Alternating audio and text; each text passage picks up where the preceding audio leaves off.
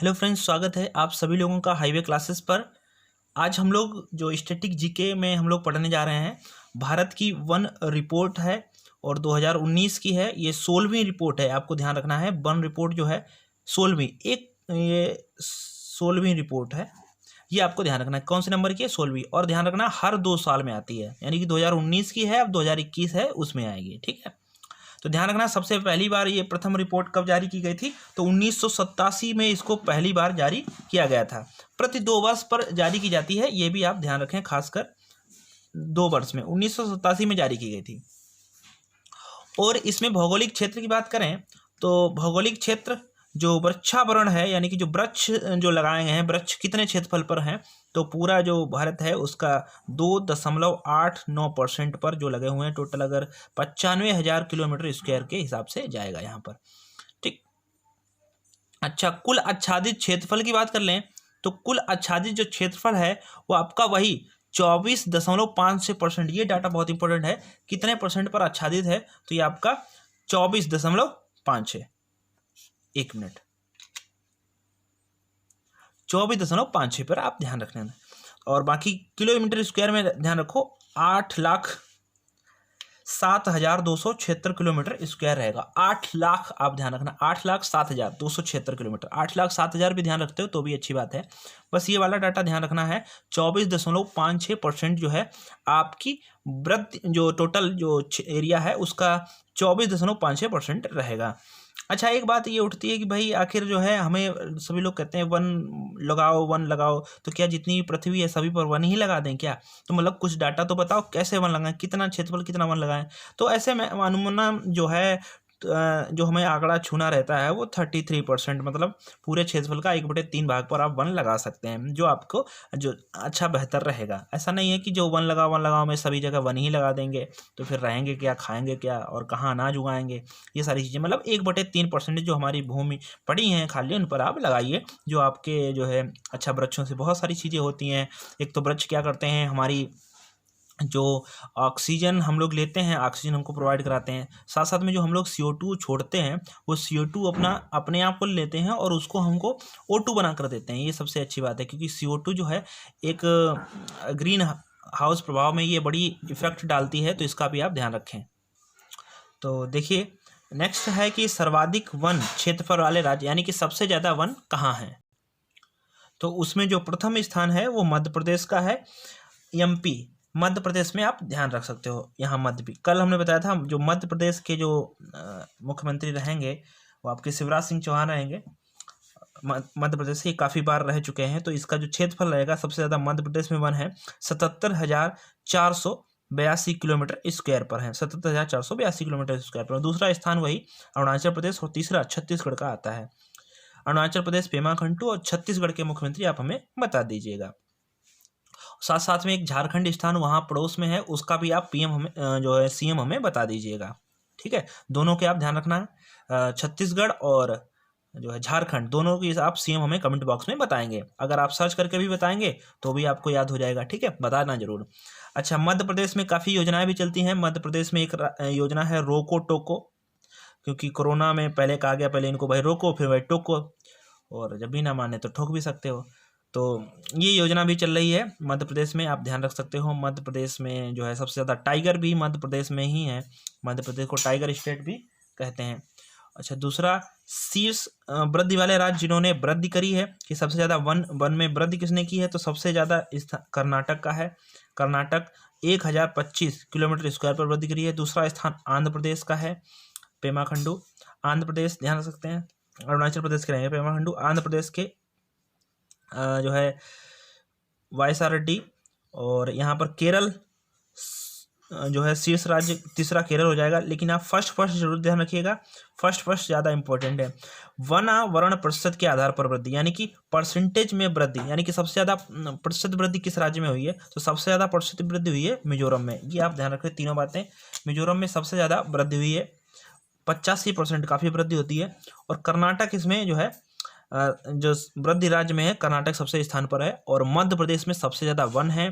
Percentage किसके पास सबसे ज़्यादा है, तो परसेंटेज यानी कि परसेंटेज मिजोरम। अब देखो एक चीज़ होता है, किसी का क्षेत्रफल छोटा है और उस छोटे क्षेत्रफल में आधे से ज़्यादा वन है, जैसे मान लेते किसी का क्षेत्रफल अगर 10 है तो वन जो है वो 5 पर है, ठीक है। तो इसका परसेंटेज निकालोगे तो 5 पर वन है, कितने पर, 10 पर गुणे में लगा देंगे 100, तो ये 50% आ जाएगा। 50% वन है इस वाले राज्य में। अगर मान लेते हैं किसी का क्षेत्रफल है 50 और वन है कितने, वन है आपके 10, तो ये 10 वन है कितने पर है, 50 पर गुणे में लगा दोगे 100, तो 50 दूना 100 20, तब भी देखो यहाँ 20% आ गया। जबकि यहाँ वन यहाँ 5 पर थे, यहाँ 10 पर हैं, लेकिन इसका ज़्यादा होना चाहिए नहीं, लेकिन परसेंटेज में थोड़ा उल्टा रहता है। परसेंटेज को क्षेत्रफल पे भी तो डिपेंड करता है, तो जितना क्षेत्रफल होगा उसी हिसाब से डिपेंड करेंगे। ध्यान रखना है, क्षेत्रफल की बात करेंगे तो आप मिजोरम को आंसर करेंगे। मिजोरम का जो परसेंटेज है वो बहुत ज़्यादा है। तो और अरुणाचल प्रदेश आएगा दूसरे स्थान पर। अरुणाचल प्रदेश यहाँ क्षेत्रफल में भी सबसे मतलब सबसे ज़्यादा क्षेत्रफल में जो वन है उसमें भी अरुणाचल प्रदेश है, और मिजोरम भी है। तो इन सब के हम आपको मुख्यमंत्री भी बता दे रहे हैं कि जिससे कि आपको आसानी रहे। अच्छा, 2017 की रिपोर्ट में देखना, 2017 की तुलना में जो परसेंटेज जो वृद्धि हुई है वो 1.10% की वृद्धि हुई है, मतलब टोटल 54 किलोमीटर स्क्वायर की वृद्धि हुई है। एक बार जितने भी राज्य लिखे इन राज्यों की हम आपको मुख्यमंत्री भी बता देते हैं। तो ध्यान रखना, अगर बात कर ले मध्य प्रदेश की, तो मध्य प्रदेश में आप ध्यान रख सकते हैं जो यहाँ के सीएम हो जाएंगे, मध्य प्रदेश के सीएम हो जाएंगे आपके शिवराज सिंह चौहान, जैसा कि भी हमने आपको बताया है। और यहाँ के आपके राज्यपाल भी बता देते हैं। राज्यपाल को आप ध्यान रखना है आनंदीबेन पटेल। आनंदीबेन पटेल इसलिए क्योंकि पहले यूपी की जो आनंदीबेन पटेल थी राज्यपाल, यूपी की जो थी वो आनंदीबेन पटेल थी, और मध्य प्रदेश लालजी टंडन का निधन हो गया। तो यूपी की जो आनंदीबेन पटेल है इनका अतिरिक्त कार्यभार किसके पास चला गया, मध्य प्रदेश के अतिरिक्त कार्यभार है आनंदीबेन पटेल के पास में, ठीक है, राज्यपाल का, ठीक है। और यूपी के तो आप जानते हैं यूपी के आदित्य जो है योगी हैं, आप ध्यान रख सकते हो सीएम। अच्छा, मध्य प्रदेश में एक दो बातें और बता देते हैं। मध्य प्रदेश में आप शिवराज सिंह चौहान को ध्यान ही रख सकते हो। चरण पादुका एक योजना थी, वो भी चली है, पुलिस ने चलाई थी। जब जो शरणार्थी अपने अपने घर जा रहे थे तो उस समय नंगे पांव लोग भाग चुके थे, और उन सभी को जो है नंगे पांव में देखकर तो वहाँ की जो पुलिस थी उन्होंने यहाँ एक योजना चलाई थी, उसका नाम है चरण पादुका, ठीक है। FIR आपके द्वारा ये भी योजना या आपकी मध्य प्रदेश की रहेगी। साथ साथ में ये हम आपको करंट से जोड़ रहे हैं, ठीक है। और साथ साथ में आप ध्यान रखना स्टैटिक से भी जोड़ देते हैं। कान्हा जो है, पन्ना, बांधावड़, पेंच, ये सब कहाँ है, ये सब मध्य प्रदेश में ही जो है ध्यान रखना, मध्य प्रदेश में ही है, उद्यान है। कान्हा, पन्ना, और एक पन्ना हीरे के लिए बड़े प्रसिद्ध है मध्य प्रदेश में। पन्ना एक स्थान है वो हीरे के लिए प्रसिद्ध है, पन्ना। और कोलार कर्नाटक में है, कोलार खान, जो KGF मूवी है, KGF कोलार गोल्ड फील्ड, ये KGF जो मूवी है ये कोलार फील्ड कर्नाटक में है, ये सोने के लिए प्रसिद्ध है, ठीक है, ये ध्यान सकते हो। और पन्ना एक स्थान है वो हीरे के लिए प्रसिद्ध है, ठीक है, ये आप ध्यान सकते हो, मध्य प्रदेश में है, ठीक है। और जैसा बताया कि कान्हा, पन्ना, बांधवगढ़, पेंच, ये सब जो राष्ट्रीय उद्यान हैं ये कहाँ है, मध्य प्रदेश में है। ओके, अगला बात कर लें कर्नाटक की। तो कर्नाटक में जो है सीएम हो जाएंगे येदियुरप्पा। कौन, BS येदियुरप्पा कर्नाटक के सीएम हो जाएंगे। कर्नाटक में एक स्थान है बेंगलुरु, दरअसल राजस्थान का ये इसकी राजधानी है बेंगलुरु राजधानी। यहीं पर इसरो का हेडक्वार्टर है, ISRO space research Indian space research organisation, ISRO, जिसकी स्थापना 15 अगस्त 1969 को हुई थी। यहाँ पर इसका स्थापना है बेंगलुरु। और बेंगलुरु को हम लोग जो है काफ़ी अच्छा, सबसे पहला जो इन्होंने आइकन अपना जो है सिंबल, या जिसको कहते हैं सिंबल बनाने वाला जो राज्य है वो भी कर्नाटक, मतलब खुद का इसने अपना एक लोगो बनाया, हाँ खुद का एक लोगो बनाया है। तो ये जो है हो जाएगा बेंगलुरु। और बेंगलुरु को हम लोग और भी काफ़ी नाम से जानते हैं, आप बता सकते। हाँ, बेंगलुरु से एक क्वेश्चन और याद आ गया, जो आपकी 107वीं कांग्रेस जो हुआ था, जैसे 106वां लवली प्रोफेशनल यूनिवर्सिटी में हुआ था, 107वीं जो है 107 कांग्रेस का जो बैठक है 107वीं, वो आपकी रहेगी बेंगलुरु में। और महिलाओं का भी यहीं पर हुआ था, ठीक है, बेंगलुरु में, आप ध्यान रख सकते हो। बाकी आप इसमें, ठीक है, बहुत सारी चीज़ें आप जान चुके हैं। आप मिजोरम में ध्यान रख सकते हैं, मिजोरम आप स्थान, जो मिजोरम में आप जानते हो मानसीराम, ये सारी चेरापूंजी, ये सब स्थान मिजोरम में रहेंगे, ठीक है। आपसे एक क्वेश्चन है कि भाई मेघालय के जो सीएम हैं वो तो ठीक है, लेकिन आप इसकी राजधानी बताइएगा, मेघालय की राजधानी, ठीक है। मेघालय की राजधानी आप कमेंट बॉक्स में करें, कुछ बातें हम आपके लिए भी छोड़ेंगे जिससे कि आपको थोड़ा सा आसानी हो जाए। देखो अगली बात करते हैं स्वच्छता सर्वेक्षण 2020 में, इसमें क्या क्या बातें आई हैं सामने। तो ध्यान रखना, स्वच्छता सर्वेक्षण के अनुसार इंदौर लगातार चौथे स्थान पर है।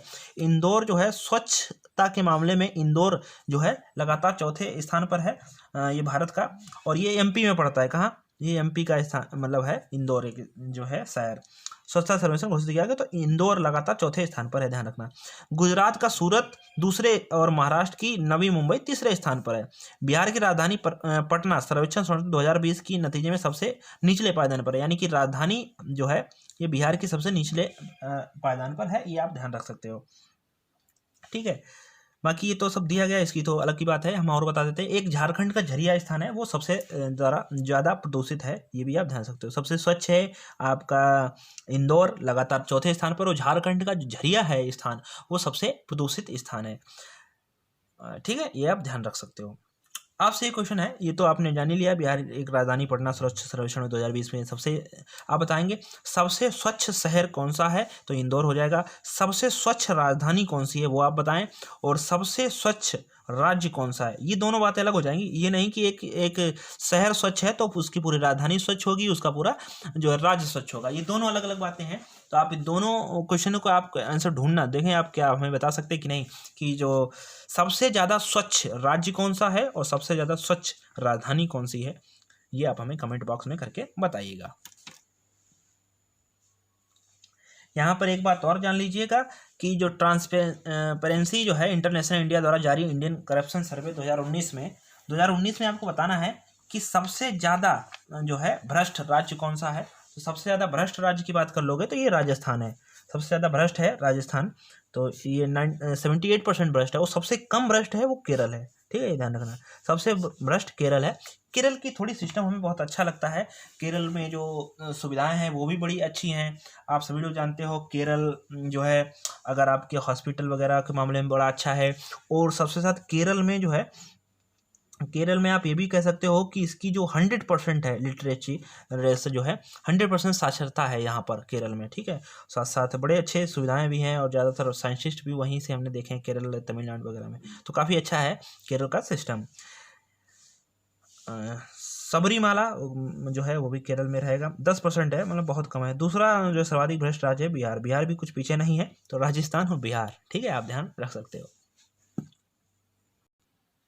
एक और यहाँ पर क्वेश्चन आप ध्यान रखना, जो बाघ रिपोर्ट है 2018 की, भारत सरकार द्वारा बाघ रिपोर्ट जो जारी करता है, और इस रिपोर्ट के अनुसार 2018 के अनुसार रिपोर्ट के अनुसार इस में जो देश में बाघों की जो संख्या है वो टोटल इस समय है जो है 2967 है। मतलब कुल बाघ कितने हैं? 2967 टोटल बाघ हैं, क्योंकि बाघ से क्वेश्चन हमें, बाघ रिपोर्ट से क्वेश्चन कभी कभार देखने को मिल जाता है किसी किसी एग्जाम में। और एमपी में अगर बाघ की बात कर लें तो 526 हैं, इसीलिए इसमें सबसे ज़्यादा बाघ हैं, इसीलिए इसको टाइगर स्टेट कहा जाता है। टाइगर स्टेट, टाइगर स्टेट इसको कहा जाता है एमपी को, क्योंकि यहाँ पर बाघ सबसे ज़्यादा है। और हालांकि यहाँ पर हमने वन रिपोर्ट पढ़ी है तो क्षेत्रफल भी सबसे ज़्यादा है। कर्नाटक की अगर बात करें तो इसने शीर्ष वृद्धि करी है और क्षेत्रफल में, वनों के क्षेत्रफल में, और इसका स्थान दूसरा है बाघों में, क्योंकि यहाँ 524 यहाँ 526 है, थोड़ा ज़्यादा डिफरेंस नहीं है, 524 है, मतलब दूसरे स्थान पर ही है। बाघ रिपोर्ट को भी आप ध्यान रख सकते हो। तो हमने आपको करंट के साथ मिक्स करते हुए कुछ टॉपिक जो आपको क्लियर करते हैं, उम्मीद आने वाले एग्जाम में आपके जितने भी क्वेश्चन हैं वो सभी के सभी आपके कवर हो जाएंगे। थैंक यू, मिलते हैं नेक्स्ट लेक्चर में। अच्छा लगे तो आप लाइक और शेयर और कमेंट बॉक्स में जरूर बताना ना भूलें।